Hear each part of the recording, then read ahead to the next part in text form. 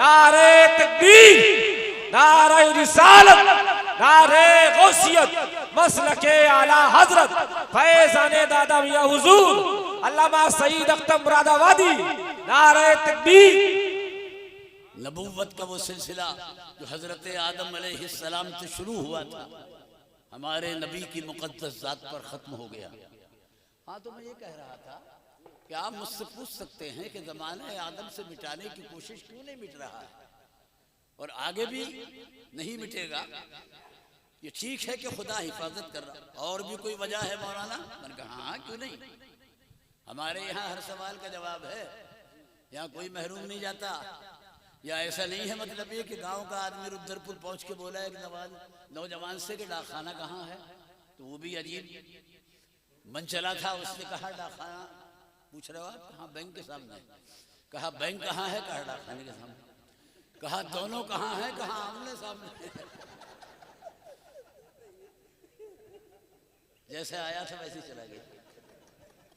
हमने तो सन 87 में जब पहला हज किया तो मुरादाबाद के एक रक्षा पोलर निजामुद्दीन की जो अब बिस्तर पर है, बड़ा गरीब आदमी, मैंने अपने आगे मैदान अरफात में जाते जाते देखा।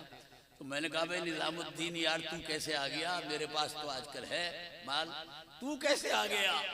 तो उसने कहा आने वाले को मत देखिए, बुलाने वाले को देखिए। नादार है, बुलाने वाला परवरदिगार है। आने वाला गरीब है, बुलाने वाला तो खुदा का हबीब है। सुभान अल्लाह, क्या बात है, सुभान अल्लाह। हाँ, कहीं जाने की जरूरत नहीं है, हर सवाल का जवाब हमारे यहाँ है, इस्लाम में मौजूद। तू ही नादा चंद कलियों पर कनात कर गया, वरना गुलशन में इलाजे तंगिए दामा भी आ तो सही है। क्यों नहीं बिठ रहा? ये मुझसे ज्यादा काबिल उलमा शोरा यहाँ बैठे, आप ये पूछ सकते हैं कौन सी चीज मिटती है कौन सी नहीं मिटती। इस्लाम मादी नहीं रूहानी मजहब है। तोड़ फोड़ सब मादे में होती है, रूह पर कोई असर नहीं। आप बल्ब को तोड़ दीजिए, आप ये नहीं कह सकते कि मैंने रोशनी खत्म कर दी। बल्ब के टूटने से रोशनी खत्म नहीं होती, फूल के मसलने से खुशबू पे कोई असर नहीं समझ में आई? तो ये कोई ज्योग्राफी का मसला है यार, तुम्हारी समझ में नहीं आ रहा। अबे जितना मसलोगे खुशबू और फैलेगी।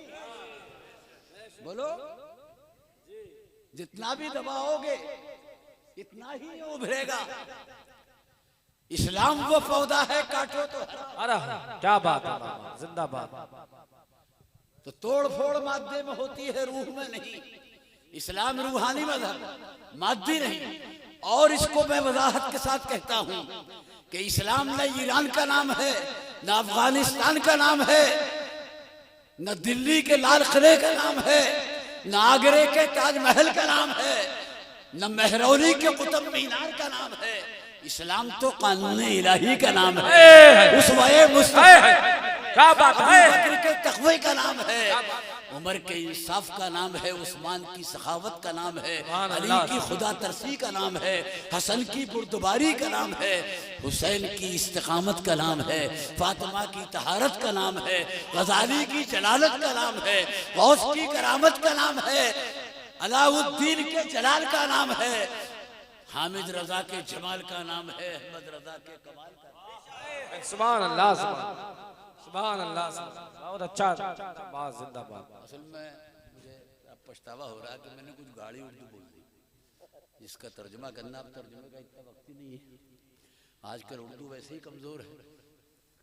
आजकल तो हत्तल इम्कान को हतीउल्लाह का मकान पढ़ रहे हैं।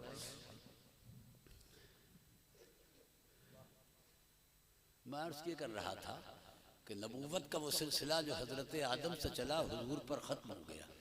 अब आपके बाद कोई नबी नहीं आएगा। अनवर साबरी कहते हैं कि चराग जल न सका आफताबे नूर के बाद, पैगंबर आ नहीं सकता कोई हुजूर के बाद। इंसान अगर गुमराह होगा तो उसकी हिदायत के लिए उलमा और औलिया आते रहेंगे। आलिम जाहिर की इस्लाह करेंगे, वली बातिन को चमकाएंगे। आलिम किताबों से काम लेंगे, वली निगाहों से काम लेंगे। आलिम पढ़ाएंगे, वली पिलाएंगे। आलिम जबान से बताएंगे, औलिया निगाहों से दिखाएंगे। हमारे यहाँ बताया भी जाता है आंखों से दिखाया भी जाता है। उलमा कहते हैं कि सच में बरकत है। बरकत तो महसूस होने वाली चीज है, नजर तो नहीं आती है ना। मगर ये औलिया की रूहानी ताकत है कि वो चीज जो महसूस होती है ये उसको आंखों से दिखा दिया। इमाम हसन बिसरी जिनसे पीरी मुरीदी का सिलसिला चला, जो ताबईन के सरदार हैं, अपनी खानकाह में बैठे थे। उनके एक मुरीद जो आगे चल के अकाबिर औलिया में शुमार हुए, हबीब अजमी, कुछ घबराए हुए आए तो इमाम हसन बिसरी ने पूछा कि तुम्हारे माथे पे पसीना क्यों है, घबराए हुए क्यों?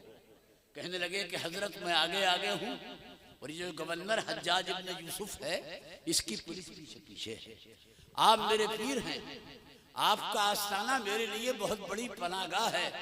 मैं इसलिए आया हूँ कि आप मुझे पुलिस से बचाइए और अपनी खानकाह में छुपाइए। फरमाया कसूर क्या हो गया था, ऐसे थोड़ी तेरी मदद करूंगा मैं। कहने लगा कि ये जालिम गवर्नर है, मैं इसके जुल्म के खिलाफ आवाज बुलंद करता हूँ। आज उसने गिरफ्तारी का आर्डर दे दिया। फरमाया अब मैं मदद करूंगा कि जुल्म के खिलाफ आवाज बुलंद करना ये भी नबी की सुन्नत है। क्या बात है, अच्छा खाना भी सुन्नत, नमकीन खाना भी सुन्नत, मगर इससे भी आगे बढ़ जाओ कुछ। सरकार फरमाते हैं कि अफजलुल जिहाद कलिमतु हक़्क़िन इंद सुल्तान जाहिर, सबसे बेहतर जिहाद ये है कि जालिम हाकिम के सामने कलमे हक बुलंद करना। मत दीजिए दाद, मगर सुन लीजिए आप, हमारी पूरी तारीख इससे भरी पड़ी है। मंसूर बहुत बड़ा बादशाह था, बार बार उसके नाक पर मक्खी बैठ रही थी, मक्खी भी वो उड़ा रहा था, बाज नहीं आ रही थी। करीब में एक आलिम दीन सुलेमान मुफस्सिर बैठे थे। जब ये मक्खी पर काबू न पा सका तो सुलेमान मुफस्सिर से कहने लगा कि अल्लाह को मक्खी पैदा करने की क्या जरूरत है। ये गुस्ताखाना जुमला सुनकर आलिम दीन ने कहा था कि बता दूं अल्लाह ने मक्खी को क्यों पैदा किया है। कहा क्यों पैदा किया है? कहा तुझ जैसे मगरूर का गुरूर तोड़ने के लिए मक्खी को पैदा। एक मक्खी पर काबू नहीं पा सकता, इंसान पर क्या काबू चलेगा। आखिर दुनिया मुफ्ती आदम को क्यों याद रखती है? बेखुदी बेसबब नहीं गालिब, कुछ तो है जिसकी पर्दादारी। 3 सत्रों का एक फतवा पूरी हुकूमत को हिला गया और गैर मुस्लिम भी ये कहने पर मजबूर हो गए कि जब मुस्तफा रजा ऐसे हैं तो अहमद रजा कैसे रहे। क्या बात, बेटा ऐसा है तो बाप कहा मदद करूंगा, ये सामने जो कमरा है इसमें जाके छुप जा, पुलिस आएगी मैं देख लूंगा। इत्मीनान का सांस लिया कि मेरे पीर मेरे काम आ गए, मुझे पुलिस से बचा लिया। थोड़ी देर के बाद पुलिस भी आ गई और पुलिस ने कहा कि हजरत आपका फला मुरीद दरकार है, वो हमें मिला नहीं है, पता ये चला है कि खानकाह में आया, अभी वापस नहीं गया है, जरा इरशाद फरमाइए कि कहाँ है। तो बरजस्ता फरमाया कहीं जाने की जरूरत नहीं है, तुम्हारा गौहरे मतलूब यही है। कहा कहाँ है? कहा अभी आया था, वो सामने वाले कमरे में छुप गया है, जाकर क्या बात है। मुरीद ने भी सुन ली अंदर, वो भी चक्कर में पड़ गया। ये मेरा पीर है कि मेरा दुश्मन है, एक तरफ छुपा रहा है, दूसरी तरफ पुलिस को बता रहा है। पता नहीं कब नजराने में कमी रह गई थी कि आज इंतकाम लिया जाए, मगर उसे क्या पता कि पीर पीर है, मुरीद मुरीद है। जहाँ पीर की निगाह पहुंच जाती है वहाँ मुरीद का वहम गुमान भी नहीं पहुंचता। और जब पुलिस अंदर गई तो परवरदिगार आलम को इमाम हसन बिसरी के सच बोलने की अदा पसंद आ गई कि पुलिस की आंखों पर पर्दा डाल दिया। और पुलिस का बयान है कि हमको कमरे की हर चीज नजर आ रही थी मगर मुरीद नजर नहीं आ रहा था। क्या बात है। मौलाना भी कहते हैं कि गर वक्त अजल सर तेरी चौखट पे धरा हो, जितनी हो कज़ा एक ही सजदे में अदा हो, ढूंढा ही करे सदरे कयामत के सिपाही, वो किसको मिले जो तेरे दामन में छुपा हो। नारे तकबीर, नारे रिसालत, नारे गौसियत, मसलके आला हजरत, नारे तकबीर। पुलिस तो भाग गई घबरा करके, हम कहाँ फंस गए। और जब वो चली गई तो आपने फरमाया तेरे पकड़ने वाले जा चुके हैं, अब तो आए। जहां पुलिस ने तलाश किया मुरीद नजर ना आया, मगर जब पीर ने पुकारा, मुर्शिद ने सदा लगाई, मेरे कदम ना हटेंगे वफा की राहों से, किसी मकाम से तो तू पुकार मुझे, तो उसी कमरे से माथे से पसीना पूछते हुए बाहर आ गए।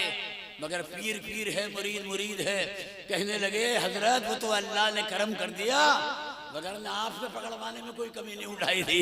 आपने फरमाया अगर मैं झूठ बोलता कि तू यहाँ नहीं है तो तू तो पुलिस से बच जाता, मगर झूठ बोलने की वजह से मैं तो आखिरत में पकड़ा जाता।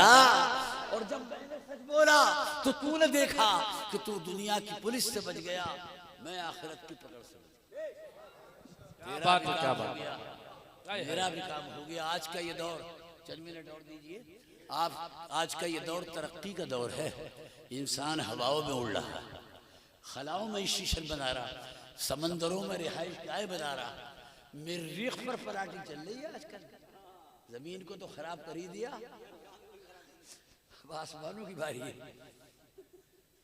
जो सफर कभी घंटों में अब मिनटों में इंटरनेट और मोबाइल ने पूरी दुनिया को दो उंगलियों के दरमियान लाकर रख दिया।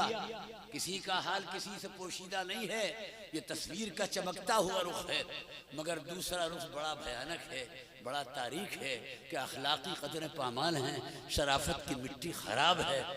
हया मर्द तो क्या औरत से रुखसत हो चुकी है, जबकि हया उसका जेवर है। घरों के निजाम टूट रहे हैं, खानदानों की शिराजे बिखर रहे हैं, एतमाद की फजा गारत हो रही है, छोटों के दिल से बड़ों का अदब निकल रहा है। बेशक यही बात। आप तो मुझे ऐसा देख रहे हो जैसे मेरे घर से अब सबकी कभी कभी ऐसे देखें कि माना नहीं है। बात की तो ये भी ख्वाहिश है कि आप ही अगर हमारी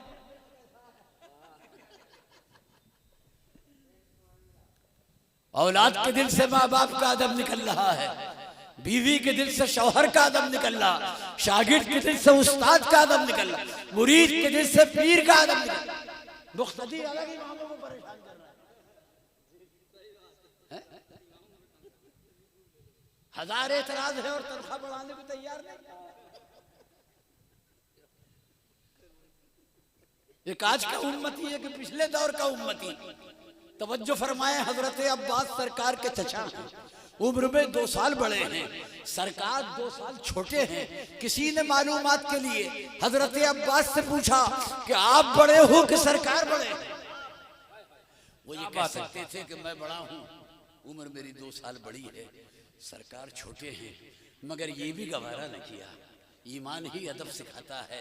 आप बड़े हो कि सरकार बड़े हैं? तो बरजस्ता जवाब दिया कि बड़े तो सरकार ही हैं, मगर मैं आपसे 2 साल पहले दुनिया में आपके इस्तेकबाल के लिए आ गया था कि आने वाला चलकर इस्तेकबाल। सुभान अल्लाह, जवाब भी हो गया है ना, अदब का दामन भी नहीं छूटा। आज ये बीमारी हमारे माशरे में, बहुत सी बीमारियां यार, अल्लाह शिफा अता फरमाए। ये अदब रुखसत हो गया, तभी तो बेबरकती फैल रही है। इस पर गौर करते नहीं है, ताबीज लेने हमसे आ जाते हो, दुआ कराने हमसे, हमें कोई और ही काम नहीं, यही काम रह गया है। अरे मर्तबे जहां नमाज रोजे से मिलते हैं, ये मुझसे ज्यादा काबिल उलमा बैठे हैं, इनसे पूछिए, अदब से भी मिलते हैं मर्तबे। हाँ अदब वो मिले हैं। शेख अब्दुल कादिर जीलानी को कौन नहीं जानता? जो उनको नहीं जानता हम भी उसको नहीं जानते।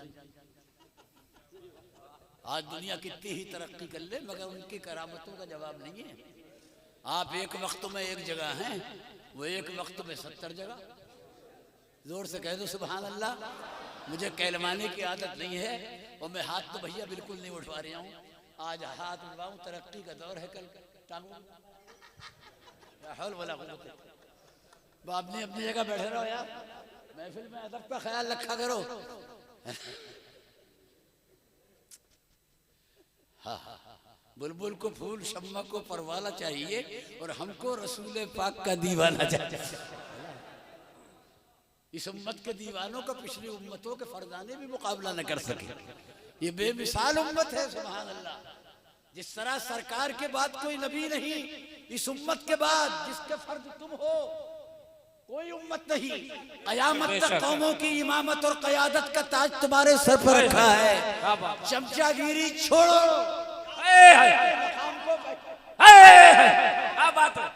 तुम आगे चलने के लिए हो, आज पीछे। बोलो, मेरी आवाज बैठने जा रही है यार, तुमको मजा ही नहीं आ रहा। बोलो दोनों हाथ उठा के नारे तकबीर, नारे रिसालत, नारे गौसियत, मसलके आला हजरत अल्लामा सईद अख्तर भोजपुरी, नारे रिसालत। मैं खुद हाफिज कुरान हूँ, मुझको 56 साल हो गए तरावी पढ़ाते हुए, कभी नागा नहीं करता मैं, ताकि कुरान का तहफ्फुज हो जाए, है ना। कितनी आयतें मुझे याद आ रही है, कितनी हदीसें याद आ रही है। सबसे बेहतर उम्मत हो यार, तुम्हारी जिंदगी भी अच्छी, मौत भी अच्छी। जब तक मुसलमान जमीन पर रहता है, गुम्बद खजरा को देखता है, कब्र में जाता है तो चेहरे मुस्तफा देखता है। सुभान अल्लाह, सुभान अल्लाह। 3 सवाल हैं, वहां तैयारी नहीं होगी, यही करो। मर रब्बु का, तेरा रब कौन है, वमा दीनों का, तेरा दीन क्या है। और तीसरा सवाल सरकार के बारे में, क्या शान है, बोलो। मा कुंत तक़ूलु फी हक़्क़ि हाज़िर रजुल, ये जात जो तेरे सामने बैठी है, बोल इनके बारे में क्या कहता है? फिर डर गया भाई, ये तो तुम्हारे नबी की शान है। एक वक्त में हजारों आदमी मर रहे हैं और हजारों कब्रों में एक ही वक्त में दफन हो रहे हैं। तुम्हारे नबी की शान ये है कि हजारों कब्रों में एक ही वक्त में नजर आ रहे हैं। क्या बात है भाई, सुभान अल्लाह। मुझसे मौलाना इकबाल माशाल्लाह, आपके करीब में हाजी मोहम्मद हसन अली बैठे, उनके भाई मुझे नजर नहीं आ रहे, वो भी कहीं यहीं होंगे, अगर चले गए वो भी आ जाएंगे माशाल्लाह। हाँ, ये सब इनकी कोशिशों का नतीजा है कि ये बहारें हमको नजर आ रही।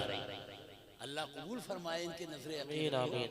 हाँ, तो मैं क्या कह रहा था, है ना, एक साहब ने मुझसे पूछा कि ये जो आप खड़े होकर सलाम पढ़ते हो, खाना सामने रख के हाथ उठा रहे हो, ये तो सरकार के जमाने में नहीं था। तो मन का ये जमाना के तेरे बाप का, ये भी तो रसूल पाक का।